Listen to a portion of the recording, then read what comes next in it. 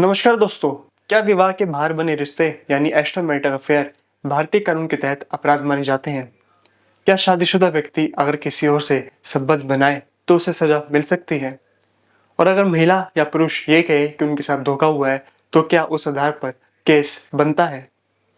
इन तमाम सवालों पर हम आज चर्चा करेंगे एक हालिया कलकत्ता हाईकोर्ट के अहम फैसले के माध्यम से, जिसने स्पष्ट किया कि विवाहेतर संबंधों को हर परिस्थिति में अपराध नहीं माना जा सकता। नमस्कार, मेरा नाम है चेतन और आप देख रहे हैं द लॉर्ड वॉइस। सबसे पहले हम समझते हैं समाज की बदलती हकीकत और कानून का नजरिया। तो दोस्तों, आज के दौर में हमारे समाज में एक्स्ट्रा मैरिटल अफेयर तेजी से आम होते जा रहे हैं।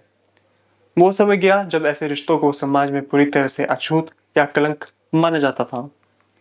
अब ऐसे बहुत बार देखने को मिलता है कि कोई पुरुष या महिला शादीशुदा होने के बावजूद किसी अन्य व्यक्ति के साथ लिविंग रिलेशनशिप में रह रहा है। हालांकि नैतिकता और सामाजिक मूल्य अपने स्थान पर है, लेकिन सवाल ये उठता है कि क्या भारतीय कानून इसे अपराध मानता है? कभी हमारे देश में अडल्टरी को एक आपराधिक अपराध माना जाता था। आईपीसी की धारा 497 के तहत कोई पुरुष यदि किसी शादीशुदा महिला से बिना उसके पति की अनुमति के संबंध बनाता है तो उसे अपराध माना जाता था। लेकिन महिलाओं को अपराधी नहीं बल्कि पीड़िता माना जाता था। साल 2018 में सुप्रीम कोर्ट ने Joseph Shine versus union of India के केस में एक कानून असंवैधानिक घोषित कर दिया। कोर्ट ने कहा कि ये धारा लैंगिक समानता के खिलाफ है और व्यक्तिगत स्वतंत्रता में दखल देती है।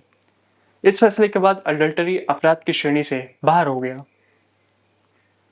अब आते हैं कलकत्ता हाईकोर्ट के उस महत्वपूर्ण फैसले पर, जिसमें कोर्ट के सामने एक महिला ने अपने प्रेमी के खिलाफ केस दर्ज किया। महिला खुद शादीशुदा थी और उसका प्रेमी भी था।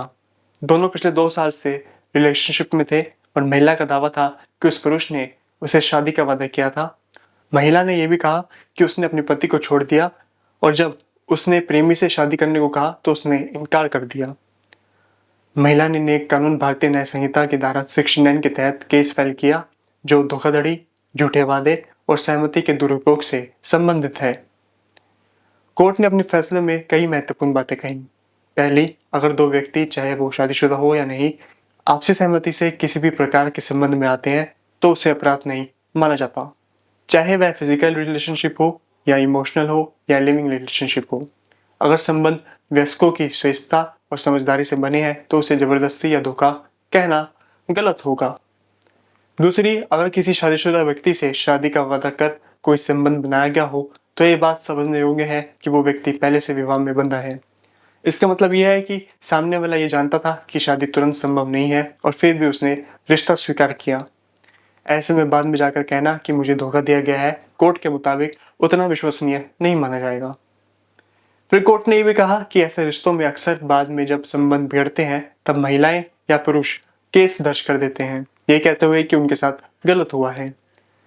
लेकिन अगर रिश्ता लंबे समय तक सहमति से चला हो और फिर अचानक ये दावा किया जाए कि ये धोखाधड़ी थी, तो ऐसे मामलों में कोर्ट सावधानी बरतता है।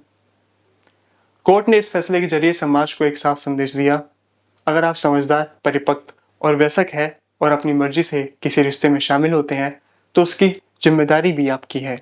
बाद में जाकर आप उसे आपराधिक मुकदमे में नहीं बदल सकते। कानून व्यक्तिगत स्वतंत्रता को महत्व देता है, लेकिन इसका मतलब ये नहीं है कि हर भावनात्मक या निजी विवाद को कोर्ट में लाया जाए। तो दोस्तों, जब एक्स्ट्रा मैरिटल अफेयर अब कोई आपराधिक अपराध नहीं है, अगर संबंध कॉन्सेक्सुअल है यानी दोनों की सहमति से बना है, तो उसमें बलात्कार, धोखाधड़ी या झूठे वादे जैसी धाराएं नहीं लगाई जा सकती। परिपक्व लोगों को अपने निर्णयों की जिम्मेदारी खुद लेनी होगी। तो दोस्तों, क्या आपको लगता है कि कोर्ट का ये फैसले सही दिशा में है? क्या इससे समाज में रिश्तों को लेकर स्पष्टता आएगी या और उलझनें बढ़ेंगी? आप अपनी राय जरूर बताएं और अगर आप ऐसे ही केसों और लीगल अपडेट्स में रुचि रखते हैं तो चैनल को सब्सक्राइब करना ना भूलें। मैं हूं चेतन और आप देख रहे थे द लॉर्ड वॉइस।